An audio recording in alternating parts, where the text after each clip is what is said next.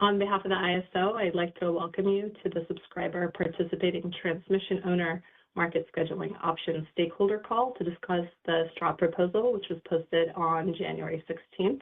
My name is Elena Kopilov-Alford, representing ISO Stakeholder Affairs, and I'll be facilitating the web conference today.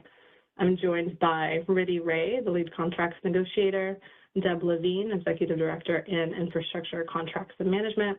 James Lynn will be joining us shortly, Principal in Market Settlement Design.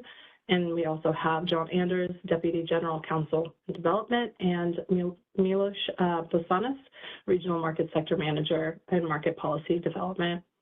So before we get started, just a quick reminder, these materials are available on the subscriber PTO owner, Market Scheduling Options Initiative page. So if you go to kaiso.com and you go to the Stakeholder Center tab at the top, you can select Policy Initiatives, and that'll take you to our main initiative landing page. And from there, you can navigate to the Subscriber PTO Market Scheduling Options Initiative page, and the latest documents will be at the top of that page.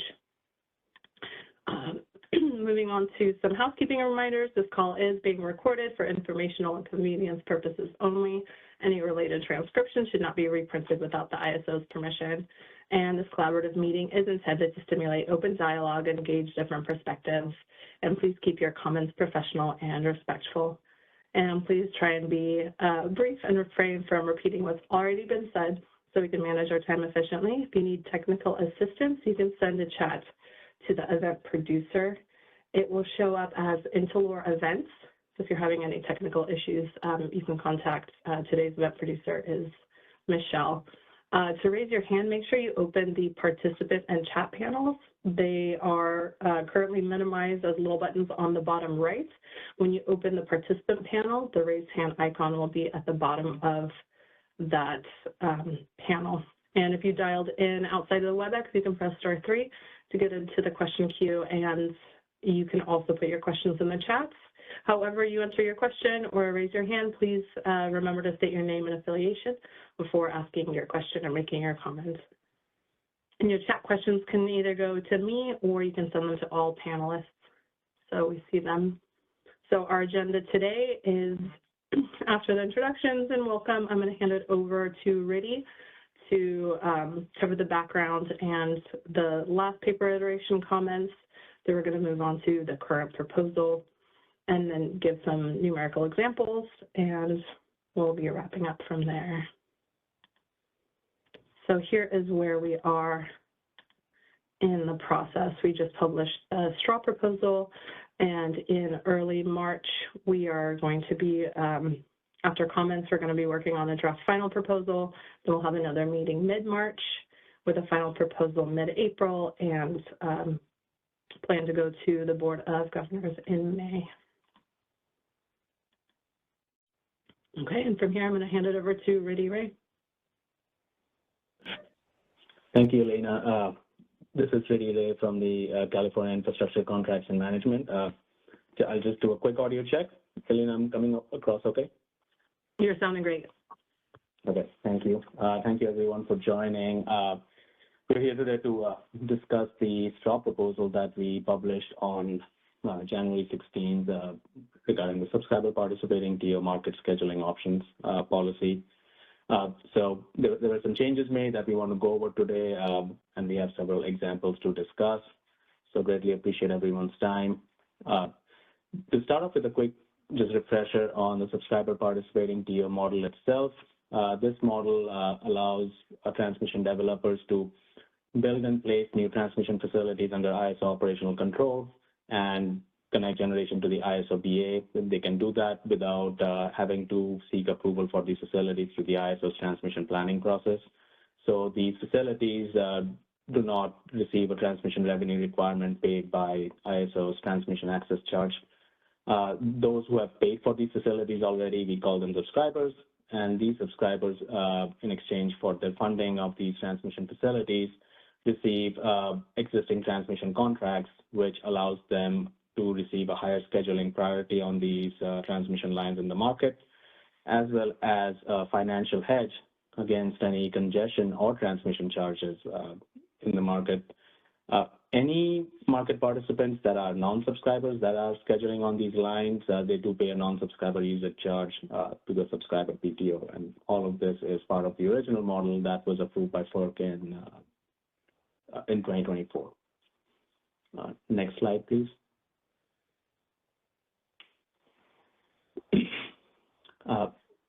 Last year, we published the issue paper on November 13, 2024, highlighting some of the implementation complexities we had discovered with implementing the existing model, which utilizes only existing transmission contracts.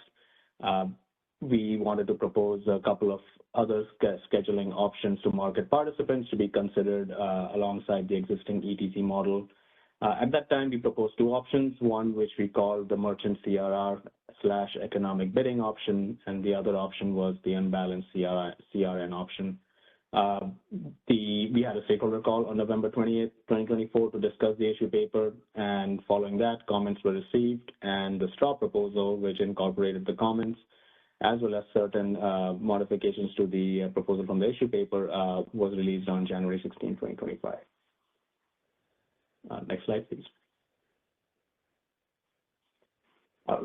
We have a couple of slides just giving a quick overview of the different stakeholder comments that were received. We did definitely greatly appreciate everyone who submitted comments and the time you took to develop some very insightful comments that were provided. It definitely gave us a lot to think about and include in this new straw proposal. BAMX, PG&E, San Diego, and 6 cities commented on the paper asking for clarification of the existing ETC implementation, which is why we added in an appendix to the straw proposal, which provides more clarity on how this existing model is being implemented, as well as explains the implementation using a number of numerical examples, some of them which we discussed today towards the end of the slide. SCE opposed the non-subscriber usage charge and payments under the current ETC model, and they also indicated their opposition to paying both CRR rents and non-subscriber usage payment under the CRR options model that we proposed in the issue paper, and we are proposing today in the straw proposal. We have BAMX, Pattern, SC, and 6 cities. While they were generally supportive of the mechanics of the CRR option, they did raise specific questions, which we addressed in the straw proposal. Next slide, please. San Francisco Public Utilities did ask for that the CRR option and the unbalanced ETC option that we are offering to the ETC and TOR holders on the subscriber PTO transmission lines, those options be opened up to all ETC and TOR holders in the ISOBA. In addition to that, we received additional questions on how the wheeling access charge and the transmission access charge would be applied under the unbalanced ETC model. Pattern asked for an increase of the total number of allowed bid segments on the wind resource, specifically given the large size of these wind resources that are being integrated using the subscriber PTO models, subscriber PTO transmission lines. And then San Diego highlighted some concerns with this model being expanded and some potential downstream implementation issues being created as a result. This is just a brief overview of the scope of comments we received. Again, they were over a wide-ranging scope of issues, very detailed, so it was definitely very useful for us, and we have summarized them in the paper as well. I think we are ready to move to the next slide. Okay. So we're getting into the more substantive part of the paper.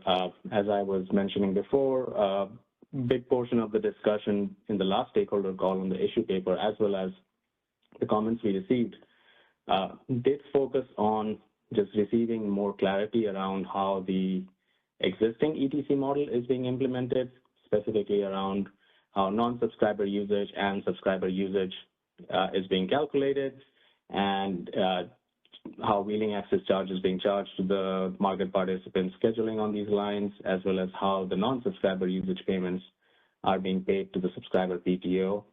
So we did provide a fairly lengthy explanation of this in an appendix to the straw proposal, and we attempted to explain the different scenarios with a number of numerical examples. So we hope that that has helped to provide some more clarity to the market, to the stakeholders. And if there are any questions, we definitely want to address them today if we can provide some additional information. A couple of important points we wanted to highlight regarding the questions on how non-subscriber usage or subscriber usage is identified on the line under the existing model. Under the existing model, the way it is designed is subscriber usage is only identified using ETCs.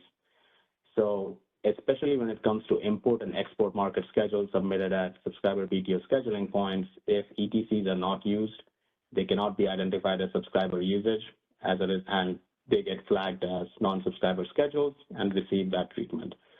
The treatment is different for any generation that's connected to the line, where even if ETCs are not used, we do have an ability to measure the subscriber usage on those generators, which we have explained in some of the numerical examples later. But specifically for import and exports, if ETCs are not used, then it's considered completely as non-subscriber usage and treated accordingly. And once these schedules are treated as non-subscriber usage, they do not receive any market scheduling priority. And if it's an export, it gets to pay WAC. And if it's serving demand, that demand will pay TAC. Next slide, please. Are you ready for a question too? Ready? We have one hand from that last slide. Okay. Yeah, let's go to Michelle.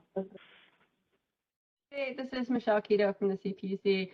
Hey, Rudy, this was just a little confusing to me because the second bullet and some portion of the appendix do say any import or export market scheduled submitted without an ETC, and the ETCs only belong to the subscribers, will be considered as non-subscriber usage. So I just wanted to clarify that that let's say the subscriber generation at Pete Heinrichs doesn't use an ETC, you are saying that it would not count as non-subscriber usage, right? Even though that's what it says here.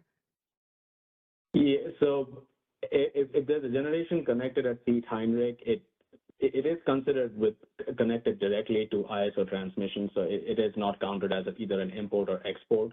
So that is an important differentiation, Michelle. If it's a generator that's connected directly and it does not use ETCs, we can still measure the subscriber usage on that generator. We just cannot do that for import and export market schedules not using ETCs. Okay, but there are no other ETCs on SunZia other than the Pete Heinrichs, right? So that's why this was confusing. So if you're talking about this generally, that might make sense, but specifically about SunZia, there are no other ETCs, right? The ETCs extend from Pete Heinrich through Pinal Central to Palo Verde. So if someone submits export at Pinal Central without using ETC, that gets counted as non-subscriber usage. For the generator itself, wait. How is that possible? So let's say the wind is generating. I thought you just said that you'll count the generation as subscriber.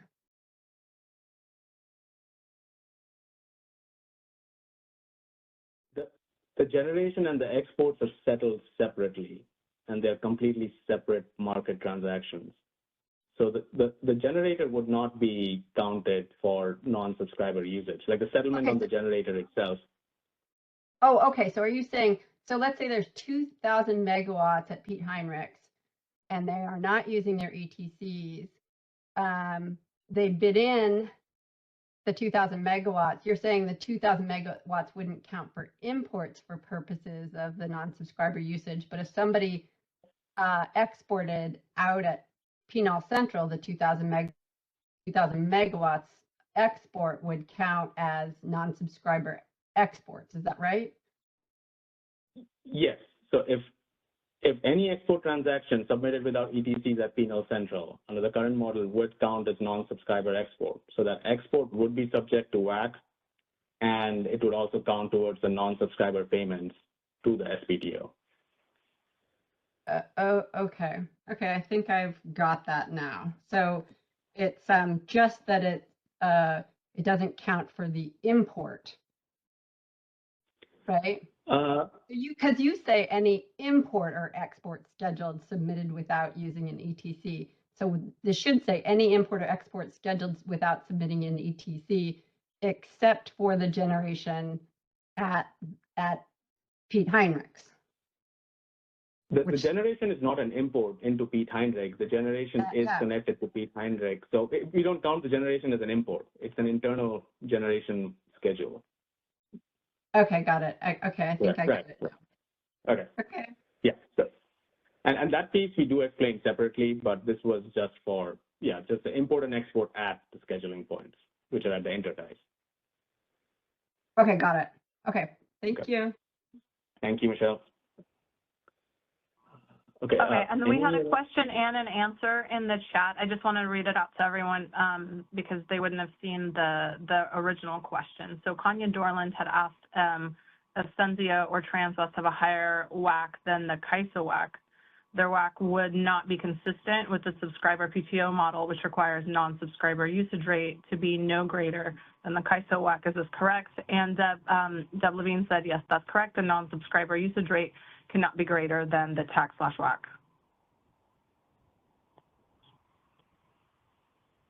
And we have no other questions. Back to you, Rudy. Okay, thank you. In that case, we can go to the next slide. We did receive questions around how these these market schedules on subscriber PTO transmission lines are treated in WEIM and EDAM, specifically around the WEIM reciprocity rules, and then also in terms of how they're treated as EDAM transfers. We do have a very detailed example of how the WEIM reciprocity rules affect the schedules on the, or are implemented for the schedules of these on the subscriber PTO lines. But just at a high level, the WEIM reciprocity rules, like they apply with all WEIM BAs and all WEIM transfer points, will continue to apply on the subscriber PTO transmission lines. Essentially, any transfers on those transfer points in WEIM are exempt from WAC. But what we wanted to clarify in the examples is the WEIM transfers are only in the 15-minute market and the RTD window, so that is post-HASP. So even after the day-ahead market, any export scheduled in HASP that are awarded are counted as export schedules. They are charged WAC, and they do get counted as non-subscriber usage on the SPTO lines if they are bid without ETCs. It's only the incremental transfers after that that are exempt from WAC, but because they are transfers, they also do not count for non-subscriber usage. So that's an important distinction we just wanted to make. It's not that all exports are exempt from WAC, it's just the transfers after HASP are exempt from WAC, but given transfers are not export or import schedules, they also do not count in the non-subscriber usage calculations. So it's $0 charge and $0 paid to the subscriber PTO. In terms of EDAM, any transfers at EDAM transfer points will not be subject to WAC. So the concept for EDAM and the application of it is similar. Any EDAM transfers, we are not counting as export or import schedules. So they are not being charged WAC, but they're also not factoring into the SPTO specific non-subscriber usage calculations.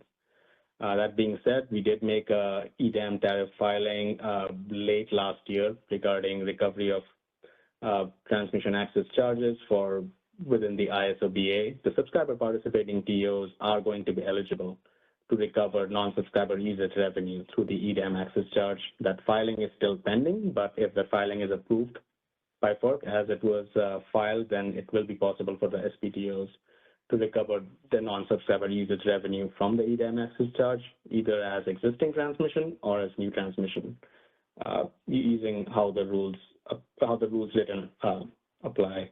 In terms of the dollar per megawatt amount that will be used for calculating their recovery, it will be the non-subscriber usage rate they file and is approved at FERC. Okay. Okay, and we have 2 hands in the queue. Okay, yeah, please. Let's go to Todd first.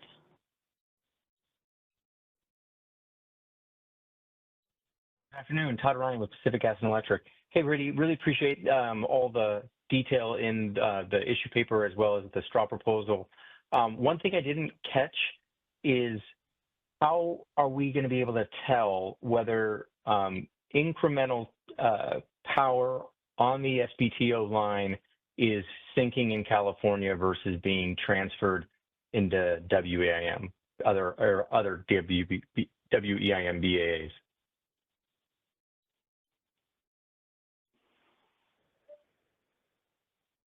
So, Todd, are you asking if are you asking how we realize if the transfers in WEIM are coming from the subscriber generators or the generators connected to the subscriber PTO lines or not? Yes, that's another way of putting it. I think so. Okay. Yeah, my understanding is, I mean, we do not, to the most part, attribute transfers directly to specific resources unless they are resource-specific transfers. And Milos, I think it'd be helpful if you can comment a little more on that. But if there are transfers at transfer points, we won't be attributing it specifically to any generator connected on that line. It's just a BA to BA WEIM transfer.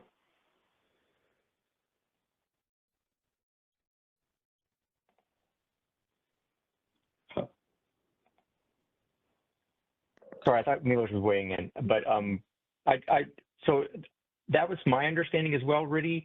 And so then it begs the question, then how can we exclude generation that is from the subscriber line that is not non-subscriber usage because it's being transferred from that power, which is truly non-subscriber usage? I don't know how we're going to be able to tell the difference.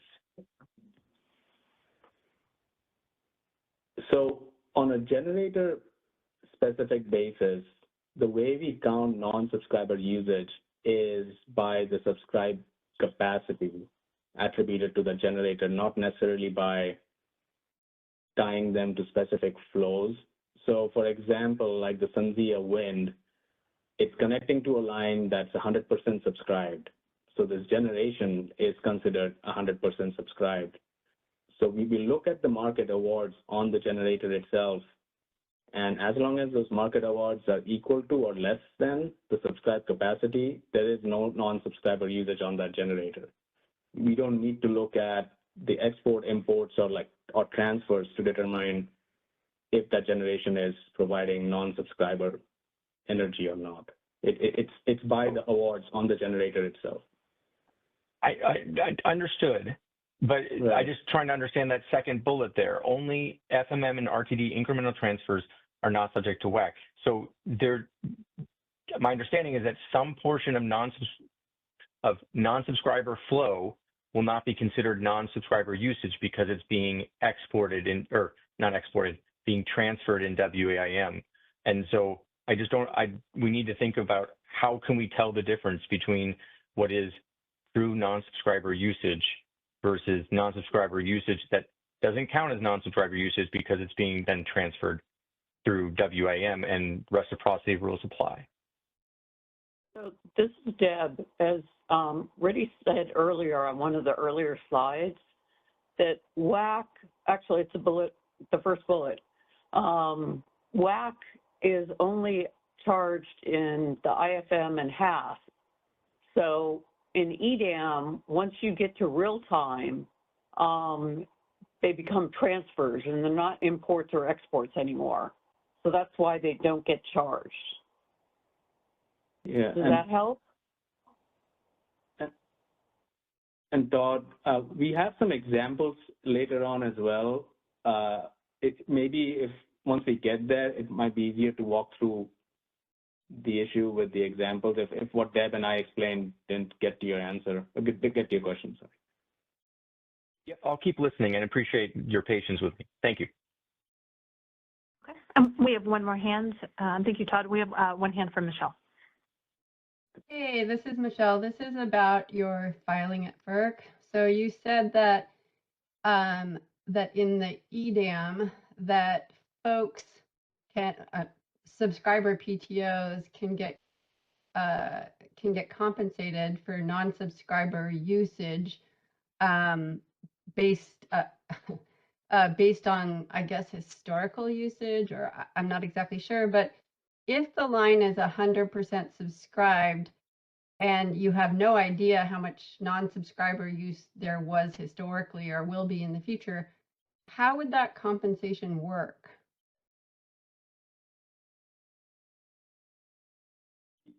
So that's a good question, Michelle. James Lynn is running a little late. Can we wait to answer that question once he gets here? Yeah. Okay. Thanks. Yeah, Elena, if you can come back to that once James is on, I think that'll be Okay, helpful. we can do that. Okay, well, we have one more hand. We have one hand from Doug Boccignone, and then we have a question on the chat we can go to after. Hi, Doug Boccignone for the Bay Area Municipal Transmission Group and the City and County of San Francisco.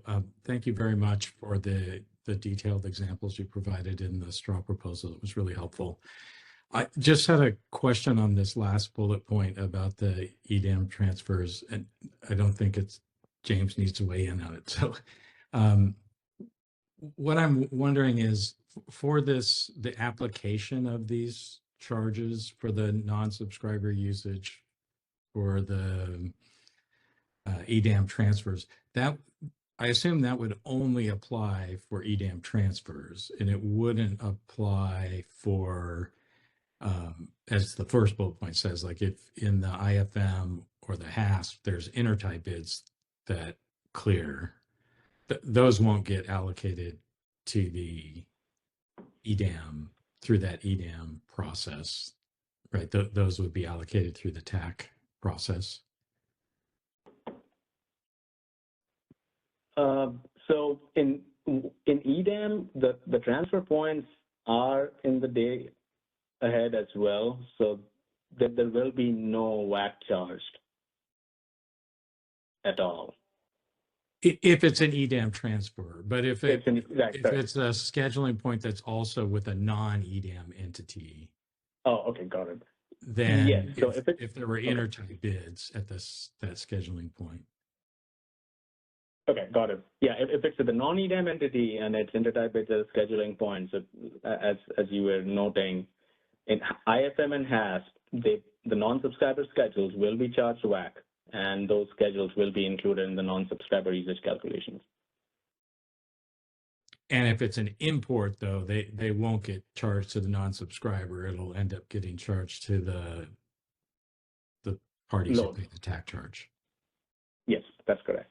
Okay. Yeah, the imports, what is actually charged to market participants scheduling imports and export at the scheduling points is no different than anywhere else. It's only that the subscriber PTO gets a payment from it, but otherwise market participants wouldn't be seeing a difference in what they're charged.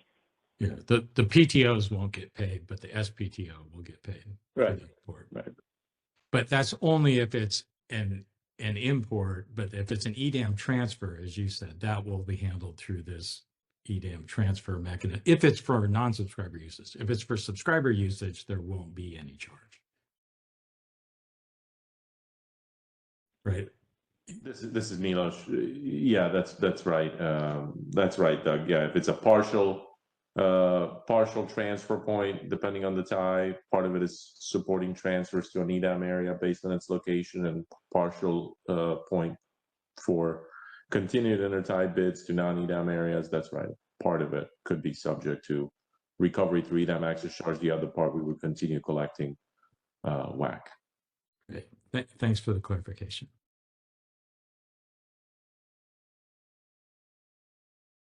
Okay, we have one more hand from Michelle. Okay, so I'm sure we're going to go over this on the examples, but I guess I was a little confused by Doug's question. Let's assume you are that no one is using the ETCs and they're just bidding in. So let's say the generation at Pete Heinrichs is 2,000 megawatts. Let's say that there's a self-scheduled export out at Pinal Central and a self-scheduled import at Pinal Central.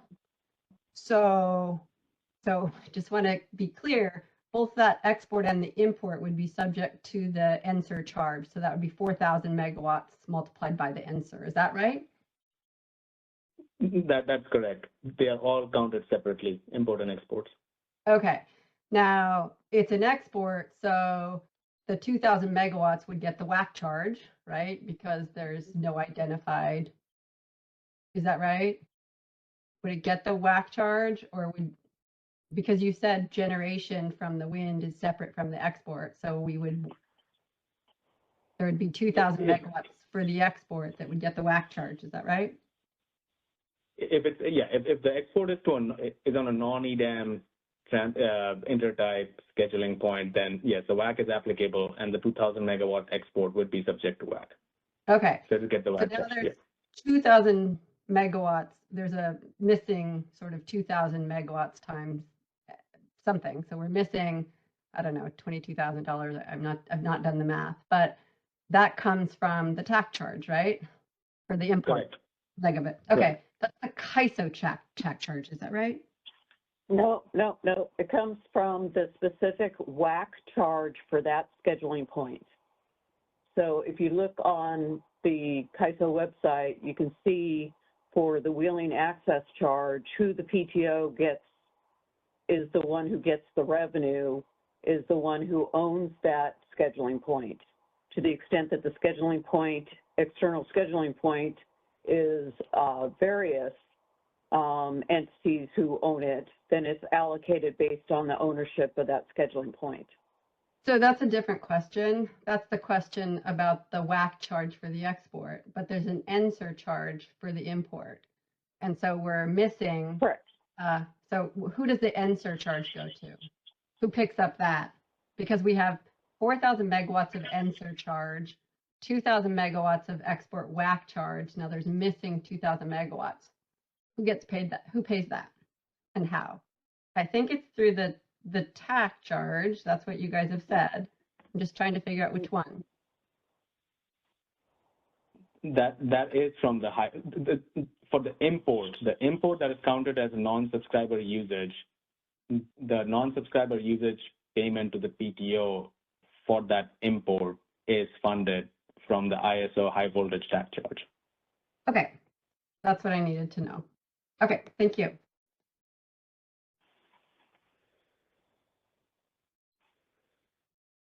Okay. We don't have any other hands in the queue. Okay.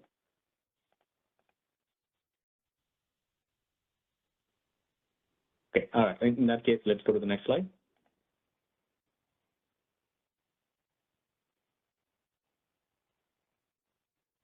And Yelena, there was a question on the comment, Debbie already responded. Do you want to read that out? Yeah, I can read that out loud. So there was a question from Kanya Dorland saying, the SunZia and Transwest lines are assumed to be full subscribed going from Wyoming and New Mexico west towards California. Is there line capacity available for energy to flow in the other direction / east toward Wyoming and New Mexico? And the answer from Deb was yes, both lines are bidirectional, although SunZia at the moment only goes to generation from Pinal Central to Pete Heinrich.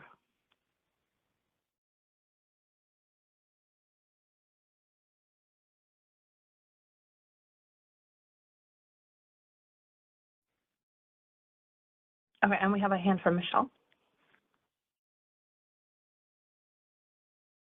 Sorry, I just wanted to go through one more example. So, under that example that I just had, let's assume, the wind has 2,000 megawatts of generation at Pete Heinrichs. Let's say that there's a 2,000 megawatt import at Pinal Central and a 2,000 megawatt export, self-scheduled export at Palo Verde. So basically the energy is not going to California. Under that circumstance, again, we would have 4,000 megawatts of NSER, 2,000 megawatts of WAC, and the California ISO TAC would pick up the other 2,000 megawatts through its TAC charge. It's the same example, but I'm just, illustrating that it's not sinking in California. Is that right? Yeah. And Michelle, yeah, so the import and exports are going to be counted separately, and they're going to be included in the non-subscriber usage calculations as separate transactions. We don't net out any import exports at any scheduling points, but to your question, we talk about a lot of this in the examples as well, and we'll be getting there soon, so we can also discuss that in a little more detail there. Yeah, but I think the examples sort of hide this issue, right? So I mean, I'm constructing an example where you just go out and in and you generate a charge to California. Likewise, you self-schedule in and out. You don't deliver to California and yet you generate a charge to California customers. That's what I'm trying to illustrate here, which I think gets lost in your calculations. Well, it's always been, well, I mean, we are sticking to the premise that's applied to all scheduling points. We do not net out any import or export schedules. I mean, I understand how you're getting to the conclusion that, well, if their import and export are scheduled simultaneously, they are netting out. But across our BA, that is not how we handle any payments to PTOs. Like anywhere else on any other scheduling point, the WAC charges that eventually flows to PTOs are paid on the export schedule basis. We do not net it out. Just applying the similar premise here. What's new here is the charge on the imports, right? So we generally only charge on the exports. The whole new thing is charging on the imports for the NSERs. And my point is that California load is going to have to pay even if it doesn't go to them. California load is paying for whatever it's consuming. And but in the example I just gave, they're not consuming it. Well, they're consuming it's a net sum of everything that's flowing in and out of the BA. I think to just look at one scheduling point and saying they're not consuming it, and that's probably taking a narrower view. Like all the load is going to pay is what they consume, and we'll use to fund it. We're not separating out we're not netting out imports and export at the scheduling points, just like we don't at anywhere else. Yeah. It illustrates this point. Okay, so I just want to talk about just one more little thing. Right. So when CAISO is dispatching the system, they're not including this NSER payment that we subsequently have to pay on any usage of the non-subscriber usage. So let's say we take a bunch of power from Pinal Central, and let's say it's 10 cents cheaper than internal generation or generation at Palo Verde. We're going to take it from Pinal Central, right? But we're subsequently going to have to pay an $11 NSER charge, or I don't know, 15, depending on what the WAC is. Is that right? So it's not, I'm trying to point out that we might have an inefficient dispatch as a result of this sort of ex post payment of the NSER, right? Well, the dispatch, I mean, I'm sure, as you know, the dispatch is only based on what they're bidding in and what their energy costs are. We do not factor in transmission costs anywhere else. So yes, I mean, this dispatch is going to create a payment to the subscriber PTO on a monthly basis based on all the non-subscriber users that's taken place. But that's not, but just like any other transmission cost, that is not factored into the energy cost. The market is just optimizing whatever was bid in. Right, but every other tie point, what's being bid in includes the transmission to get it there, except for the non-subscriber PTO, where the transmission to get it to California is going to be an ex post payment, right? So think about, like understood. I think I'm just concerned that this is going to result in further dispatch on non-subscriber lines sort of unfairly, and then CAISO customers are going to pay. So ultimately, it's going to be more expensive. Michelle, FERC is already ordered on this. This is already part of the existing process. We're not proposing in this stakeholder process to change anything that FERC has already provided an order on. I understand, but we also, I mean, I thought CAISO was, I thought we were all concerned about the economic efficiency of the market, right? That's why we have all sorts of price formation initiatives. This strikes me as, you know, like a discrepancy between the sort of economically efficient outcome. And it seems like we all should be concerned about that. I mean, if FERC's not concerned about it, that's what you're saying, then we shouldn't be concerned about it? No, that's not what I'm saying. What I'm saying is that we already took this issue to FERC. FERC agreed that because they're not getting paid, people are using their transmission and they are not getting paid by the non-subscribers, and that they shouldn't, non-subscribers should not be allowed to use the transmission for free. That was what FERC came out with in their order. And we're not proposing to change that. Okay, but at least can we have like a common understanding of what's happening? I mean, am I wrong or am I right? Can we please go through the examples in the back? Because the answer changes based on what exactly the non-subscriber is doing. Okay, I'll wait for the, thanks. Thank you. Thank you. Elena, any other questions? No, that's all of them. Okay, great. Let's see. Okay, so I think we are on the straw proposal page now. Based on the comments received and a lot of discussions that we had internally, at this point, what we're proposing to do is that we want to only proceed with one of the two options that had been presented in the issue paper, which is, and the option we want to move forward with is the CRR/economic bidding option. At this point, we will be dropping the unbalanced ETC option, which we'll describe in a following slide. But I just wanted to preview that. In terms of the CRR and economic bidding option, we did propose another procedural change in how to manage that, this new option being implemented. In the issue paper, we had proposed that the CRRs, which will be CRR options, be given out as merchant CRRs, which would have subjected the subscriber PTO to the merchant CRR process. After internal discussions and evaluation, we realized that there is a more practical and efficient way to be granting out the CRR options, since we already know the entities to grant them to and the path that we need to grant them on. And we have an existing process that we could rely on. There are certain entities in the market today, and this is publicly stated in DPMs, who are able to exchange the transmission ownership rights for CRRs on a monthly and quarterly basis. We want to leverage the same process for the subscriber PTOs. So what we're proposing is that on a monthly basis, the subscriber PTOs will nominate how many ETC megawatts they want to convert to CRR megawatts on their transmission path.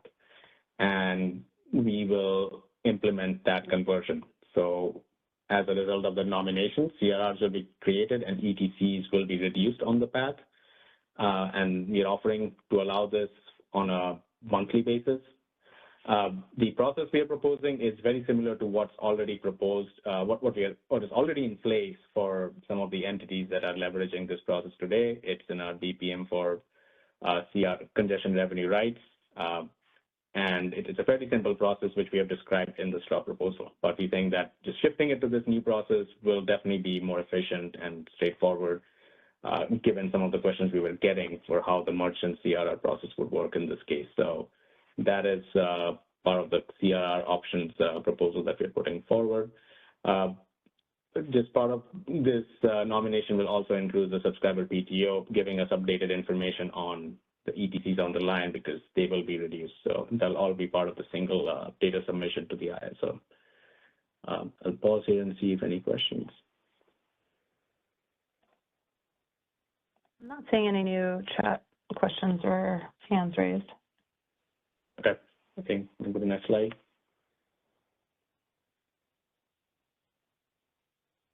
A few things we wanted to clarify with how this CRR option will work. The CRRs we are proposing to grant today are the CRRs that are available to everyone else in the market.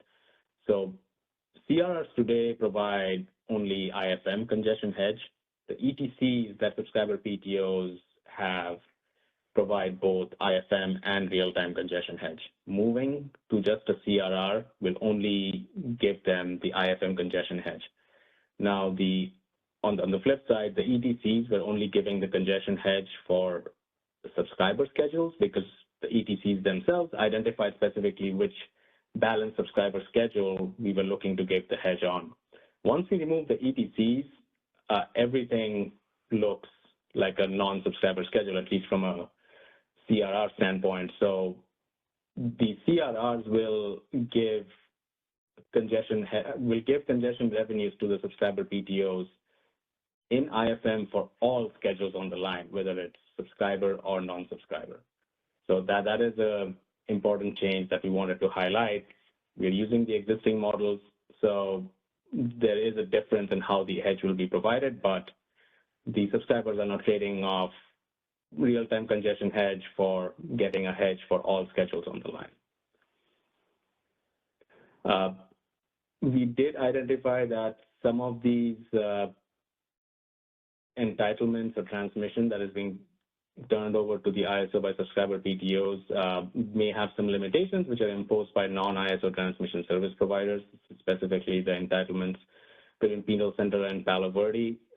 If there are use limitations on those entitlements, which is governed by the open access tariffs of these non-ISO transmission service providers, the ISO has to honor it, and that may reduce the number of SCs that can actually schedule on these paths. So the way we would achieve that is limiting the number of SCs that could, for example, bid in at Penal Central to schedule from Penal Central to Palo Verde. If the transmission service providers do not allow non-SunZia market participants to schedule on that line. The other piece that we proposed is to address the issue of non-subscriber usage at the scheduling points. If there is non-subscriber usage allowed at these scheduling points, especially related to exports, as we had explained before, once ETCs are no longer used, all exports look like non-subscriber usage and they're all charged WAC. But if we can allow, or our proposal is that we can register specific SCID and export-import resource combinations at these scheduling points, and these pre-identified, pre-registered combinations will be exempt from WAC. So if that part of the proposal is approved and be implemented, this is one way to prevent subscriber schedules from being counted as non-subscriber usage, where no WAC is charged to them and they're not counted in the non-subscriber usage calculations. And this could be implemented in both the export and import directions. So if it's a subscriber usage in the export direction and it's tied to this exempt SCID, there is no WAC charge, and it's not counted in the non-subscriber usage calculation. If it's an import and tied to the specific SCID, the imports are not charged WAC, but that import would not count towards the non-subscriber usage calculation. That is one way to resolve the non-subscriber versus subscriber usage issue at the scheduling points, but it does come with some challenges. We have been utilizing this type of setup in a few other scheduling points, and what we have noticed is it does limit market participants to only scheduling with very specific SCIDs. If they do not schedule with those SCIDs during a trade date, they get charged these WAC charges, and it ends up in disputes with the ISO. So in order to avoid that, we would also propose that instead of trying to set up these customized arrangements, the subscribers can seek to get reimbursement of any WAC charges they have been charged from the subscriber PTOs who have received the non-subscriber usage payments. So they can try to settle those charges bilaterally outside of the ISO market. So we have those two options presented. I will pause here, and I think that we have at least one hand up. Yeah, let's go to Kelly. Hi, this is Callie Wells with WPTF. Just a couple really quick, I think, high-level questions on the CR option. So I think I heard you say these will be, if they exchange the ETCs for CRs, are they going to be CR options or obligations? Options. Okay, and then can you remind, I thought that's what you said, but I wasn't sure if you meant as in this is another option to solve this problem. Can you remind me when it comes to how the CAISO allocates the CR under funding right now, that goes back to CR holders, are CR holders of options exempt from that, or will these entities also be exposed to the underfunding allocation? Callie, that is a great question on the underfunding obligations. If we can hold on to that, I think we're still waiting for James Lynn. I would like to address that once he gets there. So I think if that's okay. Yeah, of course. Yep, that was all I had. Okay. Thank you. Oh, thank you. We have one more hand in the queue from Matt. Hey, this is Matt, and there's a comment in terms of implementation about updating TRTC instructions to reflect any transmission constraints across the entitlements. And I noticed that was a comment in the white paper as well. And so is there any expectation that TRTC instructions would look materially different under this proposal compared to the original SPTO proposal? Matt, before I answer, can you identify yourself just for the people review? Yes, this is Matt Vecti with Pattern Energy. Okay, great. So Matt, the TRTC instructions themselves, they are dictated by our existing tariff rules, which we are not changing. So the form and what's required in the instructions itself is not changing. The reason we were asking for them to be resubmitted is the ETC megawatts will change. So that is coded into the market using the TRTC instructions. So you would just submit updated instructions to the ISO to reduce those ETC megawatts. And we expect it to be a parallel process as part of the CRR nomination. That makes sense. Thanks. Okay, thanks, Matt. We have no other hands.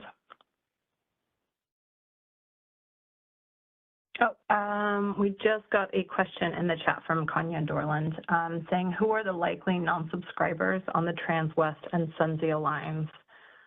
Are there likely generators or LSEs that would use Transwest and SunZia transmission capacity going east or west but not subscribe? Would it be possible to export California solar on SunZia and Transwest? I mean, just using maybe Transwest's example, Transwest consists of both HVDC and HVAC paths. So the HVDC line ends at IPP, which is going to be a new intertie with LADWP. And then there's 1,500 megawatts of HVAC line that goes all the way to Harry Island, El Dorado. So yes, there could be flows from California to IPP if someone schedules that in the market. If someone schedules the export at IPP, you could potentially have flows in the other direction. It is going to be bidirectional. So, I mean, yes, you could schedule existing ISO generation out at IPP, but just like you could do that at any other scheduling point, and that would be counted as non-subscriber usage. Essentially, non-subscriber is anyone that doesn't have the subscriber rights on this line. And some of that varies based on whether they're using ETCs, is it from a generator directly connected there, but at least for export imports, if it's not scheduled using an ETC, it counts as non-subscriber usage. Yeah.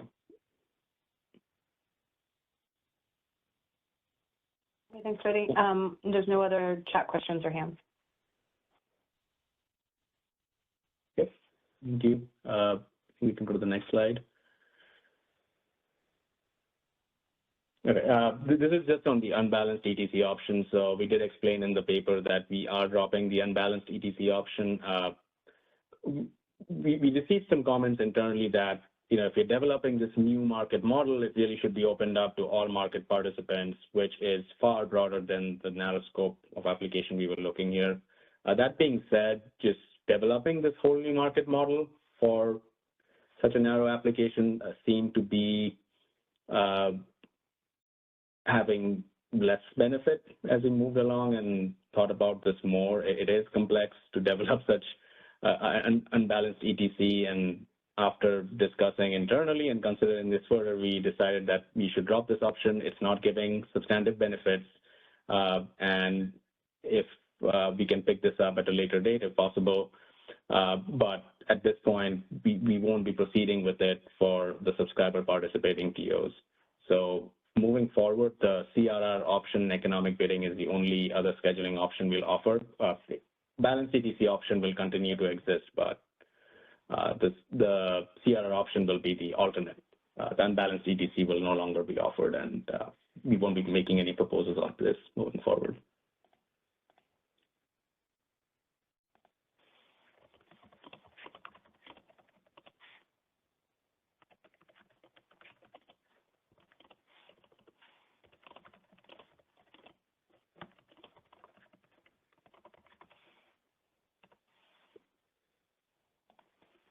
Okay, any questions? No questions. All right, okay, let's go to the next slide.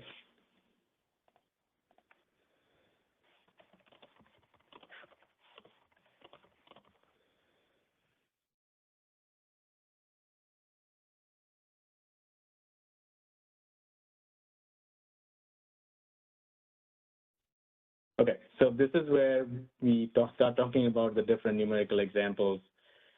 From the questions we received, it seems people have dived in deep, and you're already fairly familiar with the examples we have put out, but here at least we'll get a chance to walk through them one by one. The first example we'll talk about is the CRR and economic bidding example. That's the proposal we have on the table, so we have that up front. After that, we'll talk about the examples we put mostly in our appendix, which is clarifying how the model is implemented today.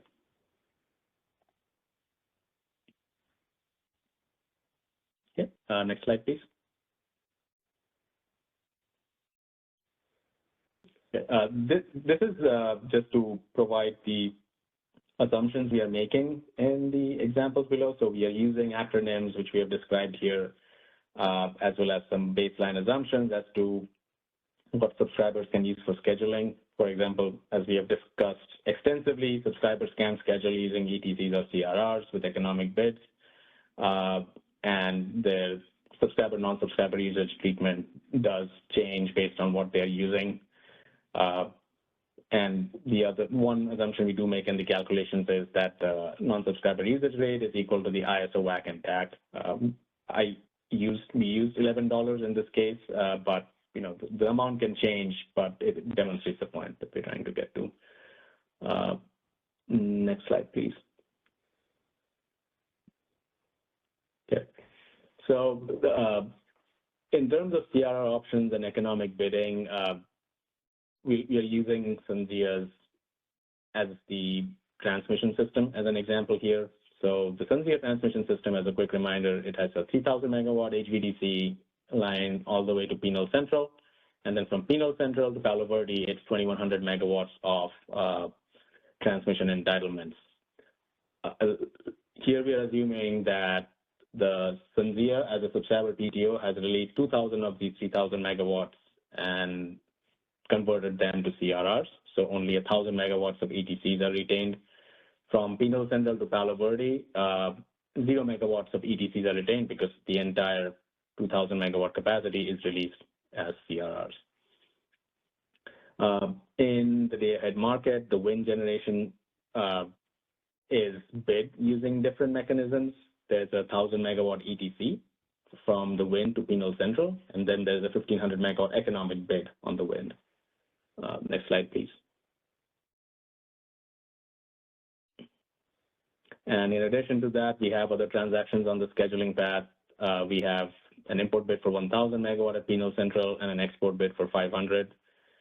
In terms of the non-subscriber usage calculated on the wind generation itself, the wind award is a total of 2,500 megawatt, which is a summation of the ETC and the wind bid. The non-subscriber usage on the wind is the lesser of, the non-subscriber usage on the wind is the difference between the total market awards and the subscribed capacity. And if the market awards are lower than subscribed capacity, then the non-subscriber usage is 0.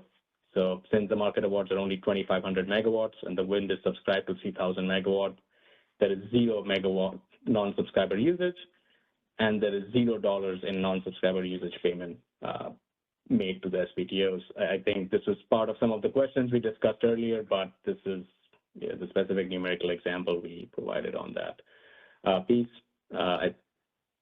I see Michelle has her hand up. Michelle, do you want to ask the question?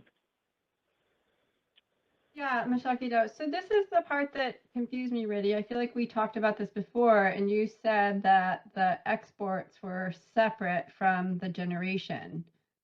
So here, even though there was exports at 500 at Pinot Central, there's no non-subscriber usage here. That's what's confusing to me. So it is on the generation.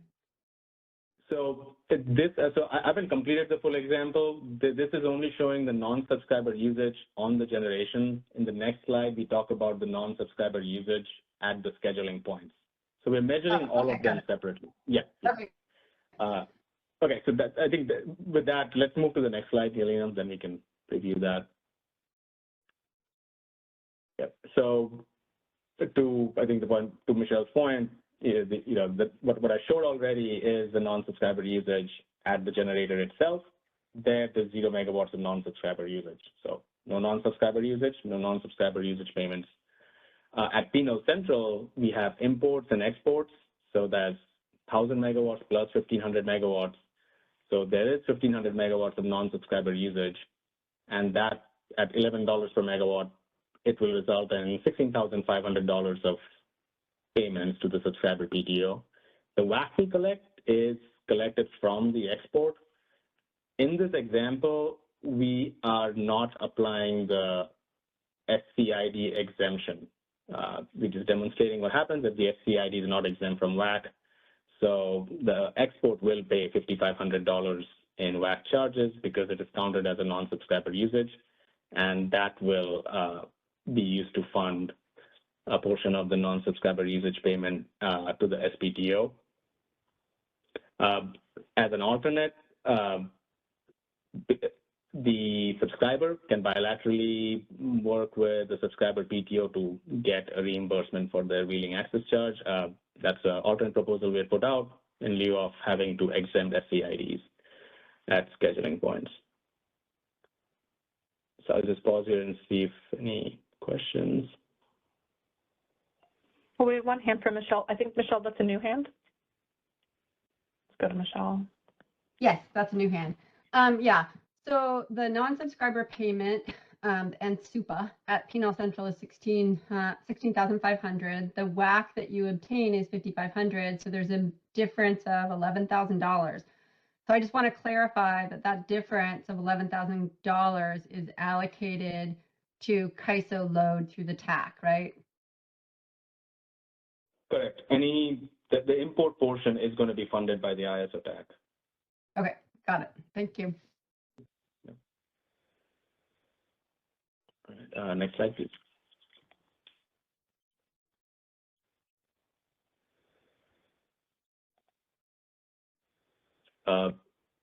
Okay, great. Thank you. So in this other example, it's the same type of transactions, but in this case, we are just demonstrating what happens when we are able to exempt the SCID and export resource combination from WAC. So if we exempt it from WAC, the export itself is not charged any wheeling access charge, and that export is also not included in the non-subscriber usage payment to the subscriber PTO. So there's a equal reduction on both sides. No WAC collected, and that export doesn't count towards the non-subscriber usage payment to the PTO. The import does. So I think the import will be equating to $11,000 in non-subscriber payments to the subscriber PTO, and this will be funded from ISO TAC. Okay. We have a question in the chat when you're ready. Yeah, I'm just reading it right now.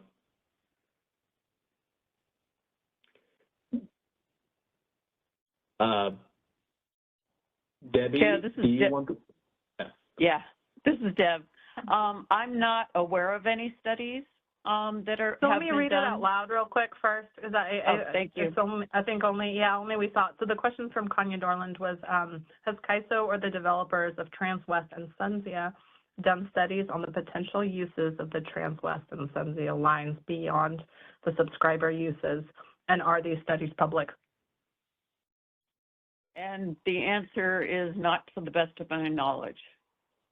I don't believe there are any studies that have been done.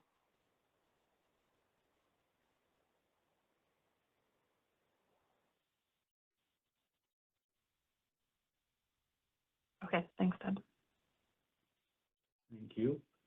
Okay, if we don't have any questions on this slide, we can move to the next one.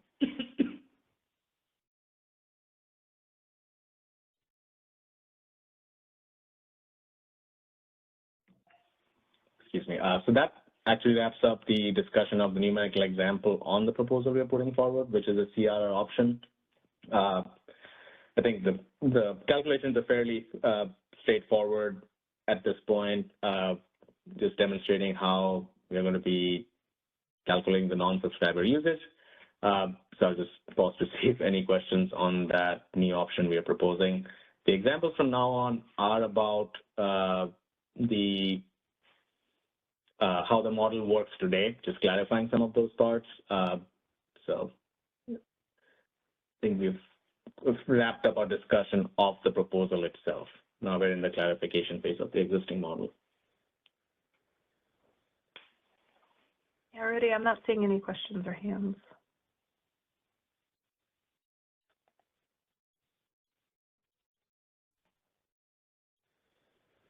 Okay. Okay, so this example is going to be very familiar for everyone, which is demonstrating how non-subscriber usage is calculated on interconnected generation. So in this case, the interconnected wind generation has 3,000 megawatts of subscribed capacity. The market award is 3,000 megawatts, so that results in $0 megawatts of non-subscriber usage, and then $0 of non-subscriber usage payments to the subscriber PTO. The DAC collected is more to show that the demand, if served by the subscriber generation, will still pay DAC. So just because we don't pay non-subscriber usage payments does not reduce any collections from ISO demands. They still pay DAC based on how much was consumed. Yeah, and it should be $33,000. Thanks, Michelle. Okay, next slide, please.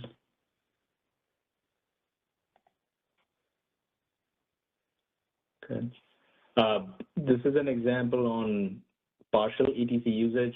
Following this, we'll have an example on the WEIM reciprocity, and so we may go back to a previous question, I think, that Todd was answering.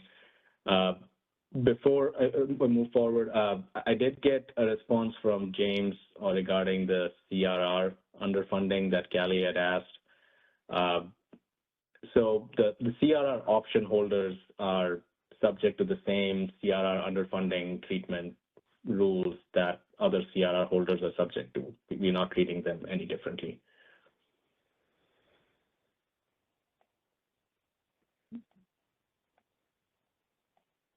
And Callie, does that answer your question?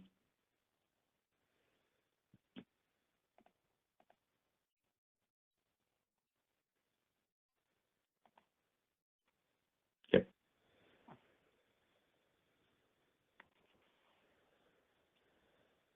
Okay, so in this example, we have the wind generation using, we have under the current even under the current arrangement, we have a mix of market transactions on the subscriber PTO transmission path. So we have ETCs. We also have economic bids.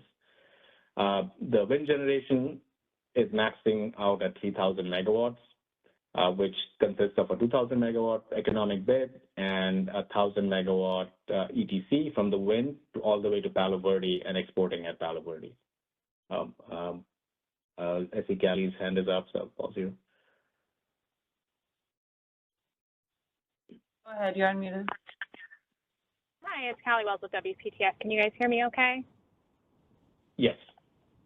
Okay, yes, James's response does answer my question, but given that, I mean, that definitely adds another element of risk to this option that I think probably warrants a little bit further discussion, because those underfunding amounts can be actually quite significant and sometimes completely flip from just being a haircut to the payment to actually becoming a liability. So just wanted to flag that as something that maybe this option, again, kind of warrants further discussion, or at least transparency, so that people who choose this option know kind of the risks associated with that.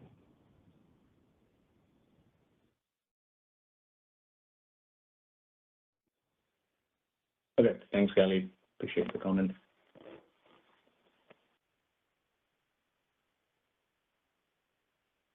Yes. I'll just continue with the current example. Yeah, so in plus, just picking up from the transaction, the wind itself, 2,000 megawatts of economic bid, 1,000 megawatts of ETC from the wind to Palo Verde exporting. There's a 100 megawatt import ETC going from Pinal Central to Palo Verde.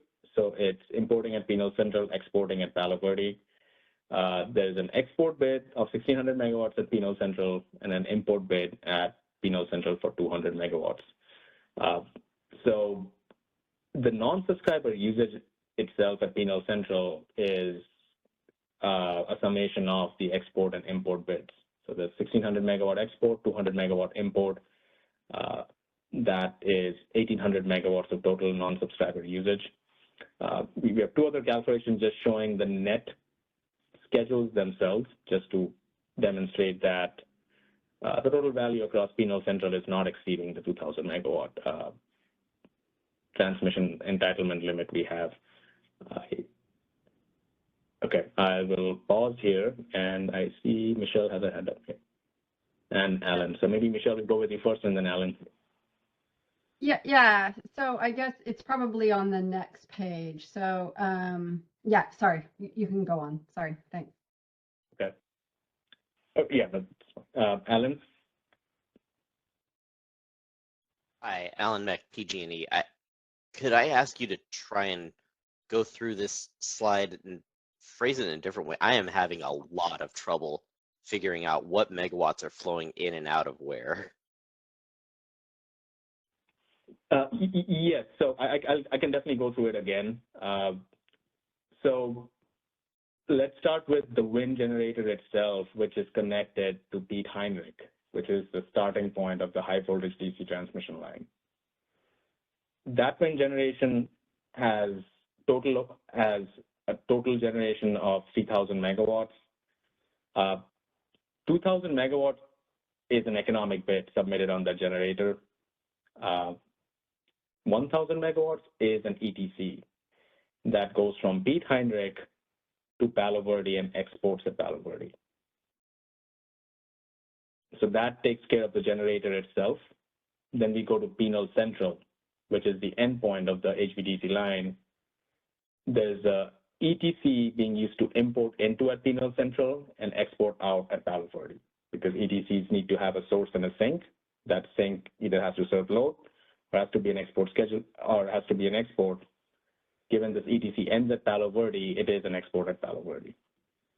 Then at Pinal Central itself, we have two economic bids. One is for an export of 1,600, and one is for an import of 200.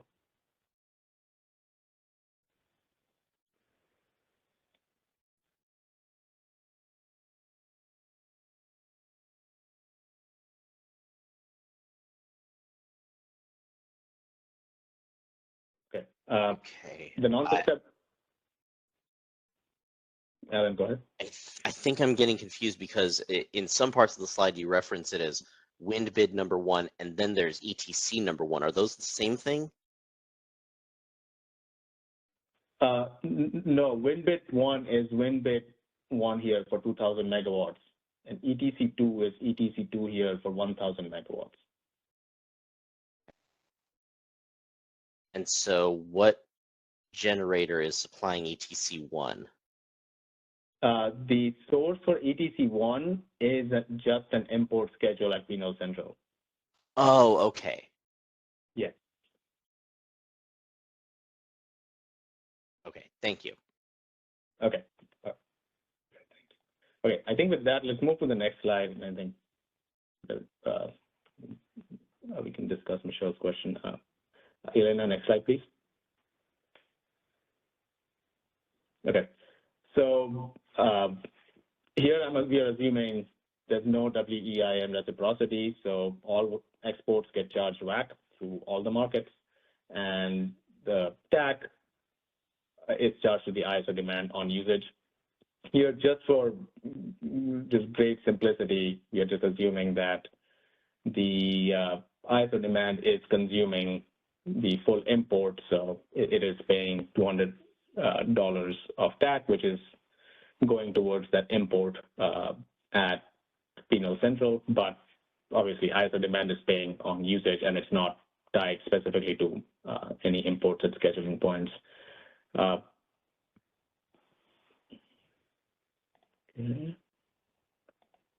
Okay, so that concludes this example. The next example is describing the WEIM reciprocity on Trans-West system. So we can go to that. I see Doug has his hand up. Doug, go ahead. Yeah, Doug Boccignone for BAMX and City and County San Francisco. Just a quick clarifying question on the TAC charge for the import. That assumes that it carries through all the way to real time and gets tagged as an import in real time, right? If something changes between the day ahead and real time and that import doesn't actually end up happening, would there not be a non-subscriber usage in that scenario? Yeah, so that's a good point, Doug, and that is something we did clarify in a part of the paper. So in terms of non-subscriber usage payment, the non-subscriber usage payment will follow the same payment process as the transmission revenue requirements, which is paid to PTOs. It's a monthly payment, so it sums up all the trade dates and all the market schedules across the month to calculate the total non-subscriber usage payment. For connected generation, it's based on the metered value. On exports and imports, the final payment calculation is based on the submitted tags. So potentially, if the import does not take place because the tags are zeroed out, it does not count towards the non-subscriber usage. Or if the tags are reduced, it counts to a reduced value towards non-subscriber usage. Great. Thanks for the clarification. That's a good point, Doug. Thank you.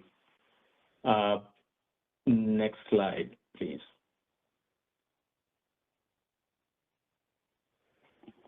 Okay, so here we have a discussion on the what happens when we have WEIM reciprocity, and this time we're using, just for a change of pace, transfer system, which does look different than SunZia's.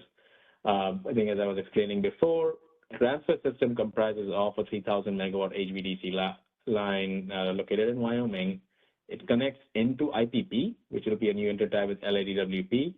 1,500 megawatts exit at IPP, and then there's a 1,500 megawatt HVAC line that goes all the way to Harry Helen El Dorado, which is where it connects to the existing ISO control grid. The wind generation is proposed to connect the Trans-West is of a similar megawatt value, so I'm using 3,000 megawatts here as an assumption. In this case, again, the 3,000 megawatts of wind being scheduled in the market. There's a 1,500 megawatt wind schedule using an ETC that goes from the wind to IPP and exports at IPP. There is an economic bid of 200 megawatts on the wind, and then the rest of the wind is scheduled using an ETC that goes from the wind all the way to Harry Allen, El Dorado. So you have a split between 3 different market schedules on this wind resource. In addition to that, at IPP itself, there's also a 300 megawatt imported IPP, which then exports out at Harry Allen. Next slide, please.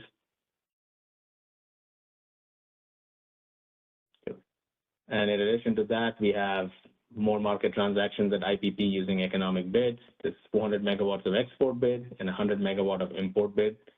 When it comes to calculating non-subscriber usage, ETCs do not factor into non-subscriber usage calculations. So we only need to look at the economic bids on the export and import schedules. So that's 400 megawatts and 100 megawatts. So that's 500 megawatts of non-subscriber usage. And so that results in a total non-subscriber usage of 500 megawatts, which is used to calculate the non-subscriber usage payment to the PTO. The following 2 lines just shows the total flows on the different segments of the line, just to indicate that it's still within the limits of those paths. The next portion of this slide talks about how WEM reciprocity factors in. We'll just pause here and see if there's any questions on the market transactions themselves before we jump into the reciprocity. I'm not seeing any hands at the moment. Okay. Okay, so in IFM, we are assuming that there's an export bid that was submitted and it is awarded 300 megawatts. Since it's an export in IFM, reciprocity doesn't apply, so that's 3,300 megawatt WACC charged to that export. It also counts towards non-subscriber usage, so that's 300 megawatts of non-subscriber usage, and that translates to a $3,300 non-subscriber usage payment to the SPTO. So that's IFM. Let's go to the next slide. In HASP, the reciprocity rules don't apply as well. So any incremental awards in HASP, for example, in here, the export bid got an incremental award of 50 megawatts. That 50 megawatt will be charged WACC, and it will also be counted towards non-subscriber usage. So there's 50 megawatts. So there's $550 of WACC charges and then $550 of non-subscriber usage payment. Again, this is simplified. We're looking at just the schedules in HASP. Eventually, we will look at the tag submitted to calculate the final amount of non-subscriber usage calculation. Todd, do you want, I see your hands up if you want to ask a question. Hey, thanks, Reddy. Todd Ryan with Pacific Gas and Electric. So I think I understand where we were talking past each other. And I understand what you're saying is, or at least I hope I understand what you're saying is that the reciprocity doesn't or won't add charges when the EIM transfer is at that scheduling point of the SPTO, correct? That is correct.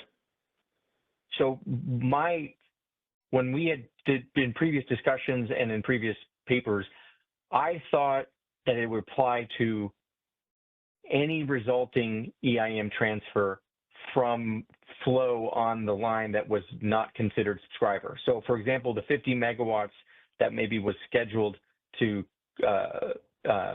flow in HASP, if one were able to tell that it was directly wheeled out to some other EIM participant economically, that would still count as non-subscriber usage and would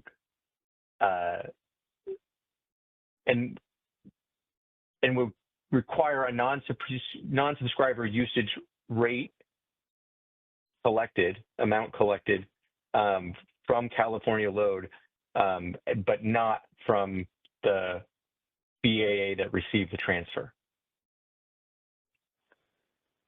So, Todd, are you talking about EDAM now, or are you still on this? No, I'm just saying we have economic wheels that happen all the time, right?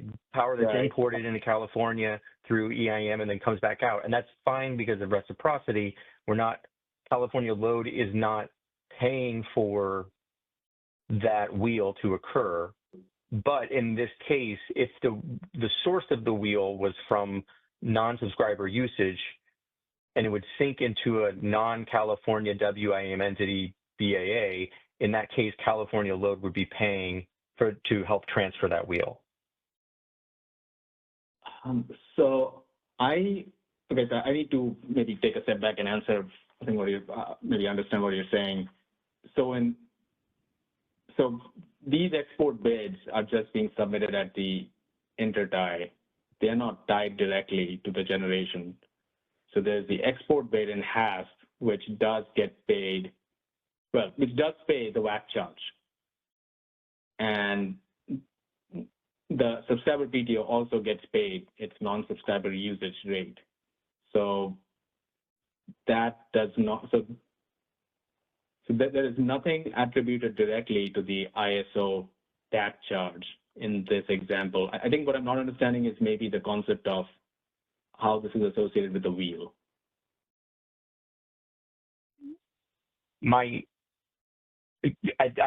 think what we're talking past each other is the distinction of where that transfer is occurring. I understand on the export bid, and I understand in the FMM, if there were a WM transfer scheduled at that scheduling point, you wouldn't charge for it. That's understandable.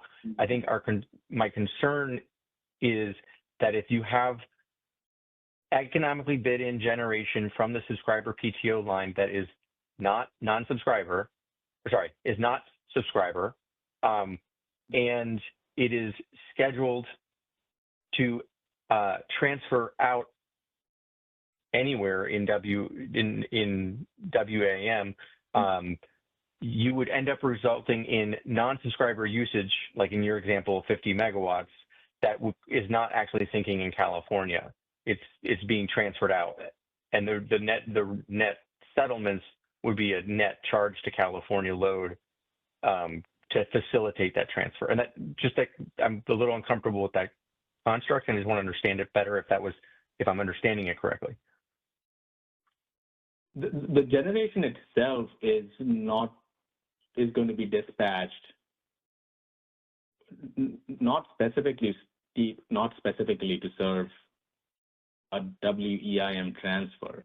I think that's maybe part of the not the disconnect, but maybe that's the assumption that we're not making is the subscriber gen itself is being incrementally dispatched just to serve this WEIM transfer.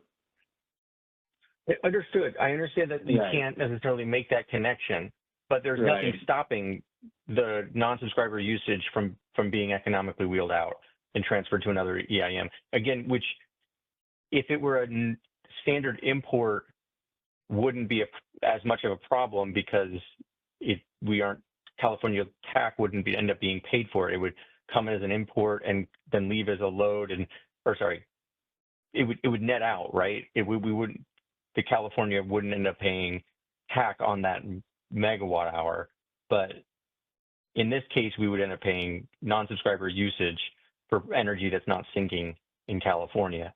So maybe I'm still misunderstanding it. So I'm happy to talk further offline or wherever appropriate. But just kind of that's the one thing that's unsettling. And given our previous discussions, I was under the impression that any WAM transfers would end up being considered would not be non-subscriber usage.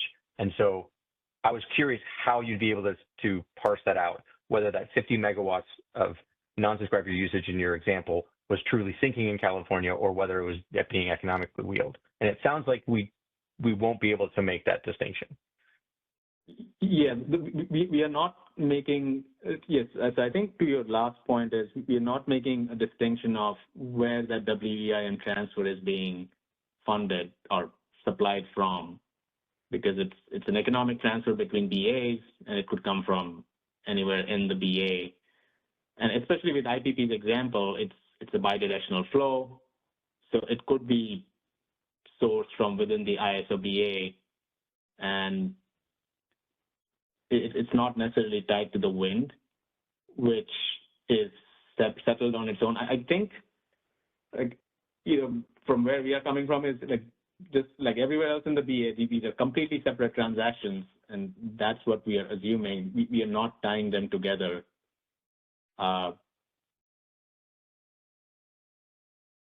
Yeah, even though these flows might be on the same line.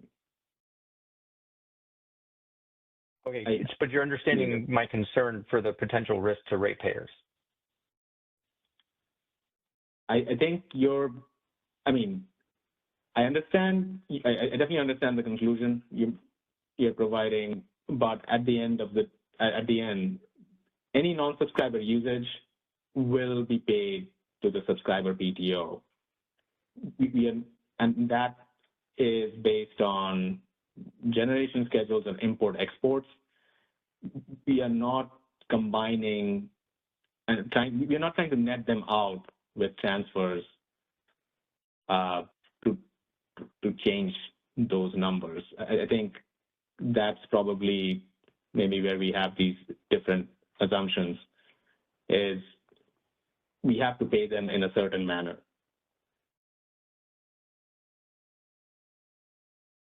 Okay, I'll keep thinking about it, and maybe we can talk further another time. Appreciate you and all the effort here. Yeah. No, I understand. One just a constructive feedback. I think a few diagrams associated with these examples would go a long way to helping iron out some confusion. But again, really appreciate the examples. Yeah, no, that's fair. And we had a lot of good visuals in the first presentation we made on the issue paper. So a lot of these examples tie into those. We just didn't end up adding in here and expand the size of this. But no, that's yeah, I definitely understand. You could have added a few more visuals to tie this in.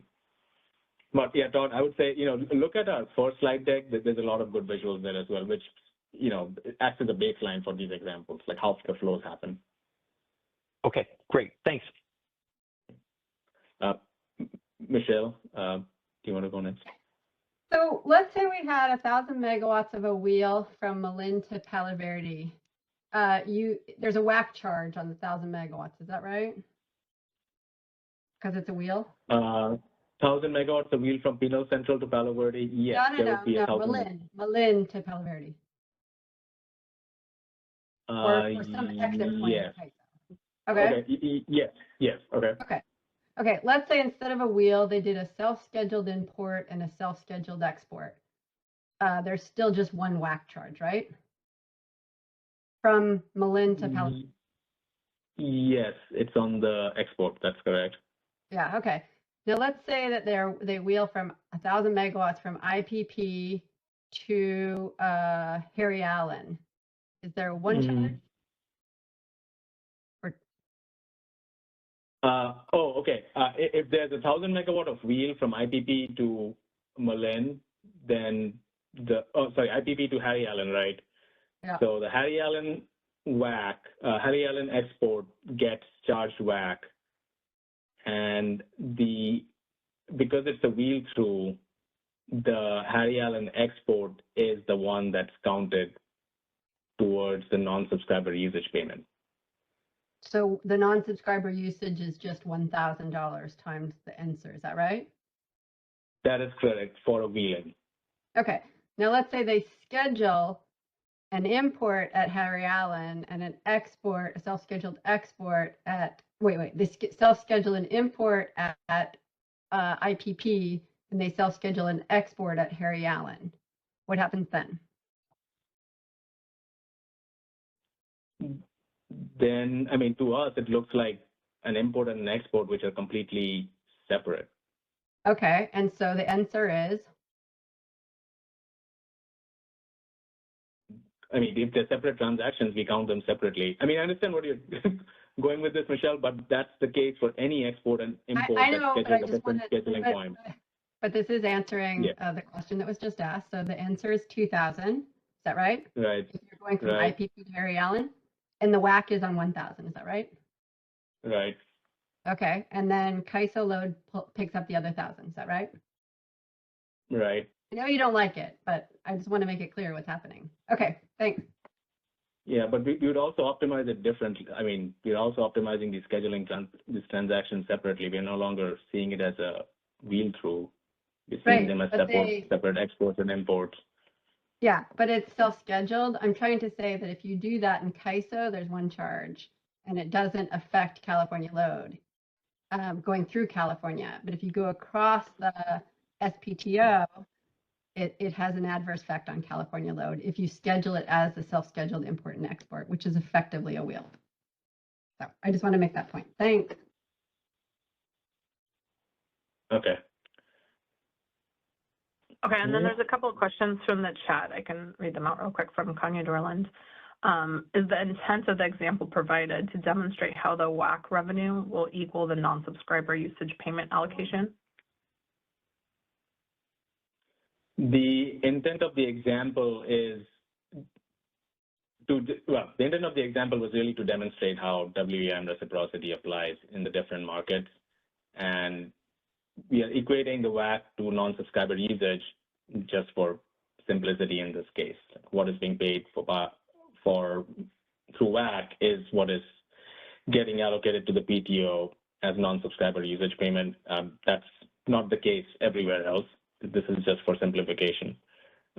What we wanted to really highlight is, like, if there's no WAC charged for export because there's WIM reciprocity, that extends to that export not also being included in the non-subscriber usage payment allocation.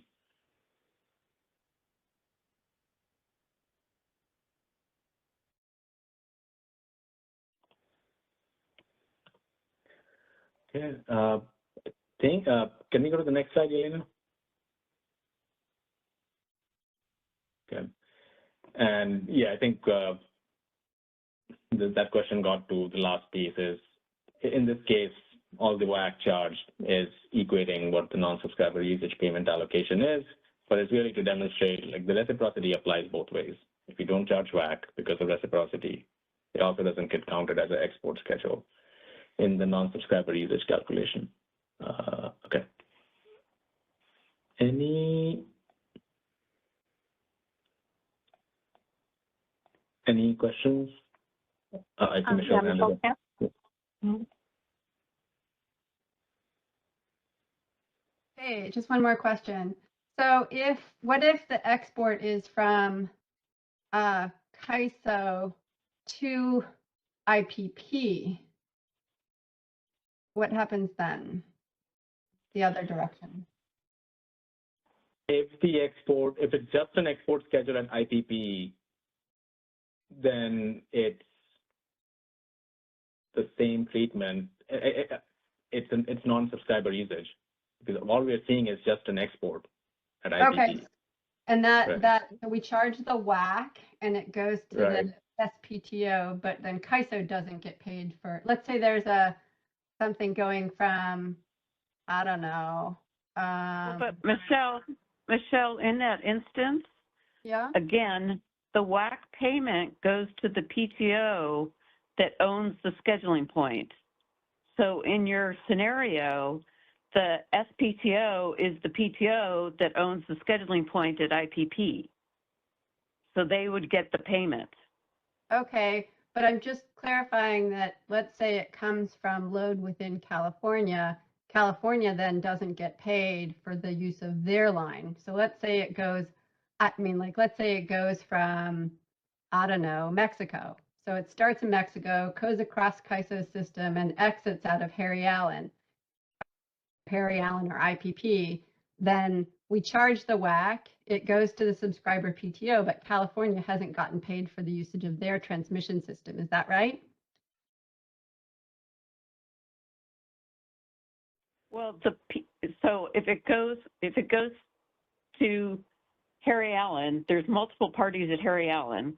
So Desert Link as a PTO will get paid for their portion of the allocation that went across their transmission. But what about CAISO? What if it comes from generation internal That to is- CAISO? That is internal to CAISO. Let's say it comes Desert from. Link has a TRR. Michelle, let's why say don't it you go comes ahead from- and just put these in your paper, your response to the comments on this straw proposal. Okay, thank you.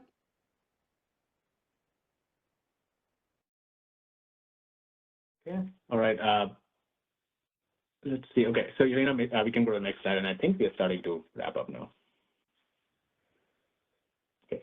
So we do definitely appreciate everyone joining us today. We are requesting input on the straw proposal. Our proposal is to allow both options to exist together. And as we have said before, at least currently, the subscriber PTO model is being implemented using the ETC model, which was approved by FERC last year. And then finally, we believe that this policy change is not subject to the joint authority of the WEM governing body. Next slide, please. Okay, Elena, do you want to talk about next steps? Yeah, I can take you from here. Next slide, please. Okay, so here is our schedule and timeline. So we had our meeting today. Comments are going to be due 2 weeks from now by end of day on February 10th. Then we're going to be working on the draft final proposal to publish on March 7th with a stakeholder meeting 10 days after, and comments on that draft final proposal 2 weeks after that. And then we'll be publishing the final proposal on April 14th. So we have the comment deadline here, and you can find more information on our initiative page. And there's also an email here if you want to send, if you have any other questions that are not part of the comment template there. Let's see, and then just a plug for our Energy Matters blog. And if you have any questions, you can reach out to us and email us. We have a hand from Kanya Dorland. Let's go to Kanya. Hi, this is Kanya Dorland with the Public Advocate's Office. I did want to go back to page 11. Michelle had a question about how the subscriber participating TO may recover non-subscriber usage revenue through the EDAM access charge. She did have a point that the EDAM access charge is based on historic revenue. And since the subscriber PTOs are going to be new, like Transwest and SunZia, they wouldn't have collected any non-subscriber revenue. So how would you determine the EDAM access charge for accessing the subscriber PTOs in the EDAM? Yeah, Kanya, thanks for bringing that up. At this point, we would ask that it be submitted as a comment. I think that'll require some additional description we can provide on this call, but we'll respond to it in our paper. Okay. And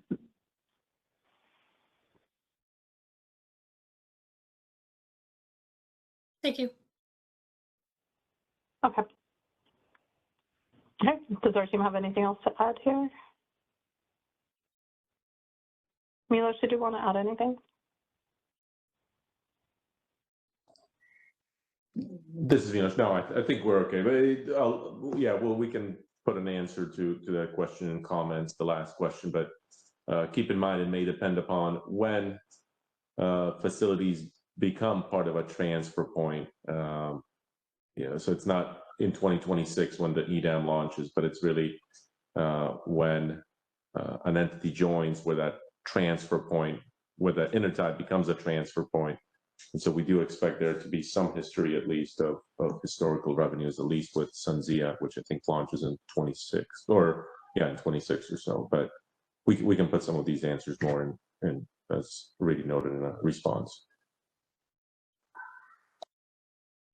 Thank you, and thanks, Milosh, and thank you, everybody. Thank you, Reddy, for your presentation, and everybody that is participating, asking questions, putting questions in the chat, raising hands.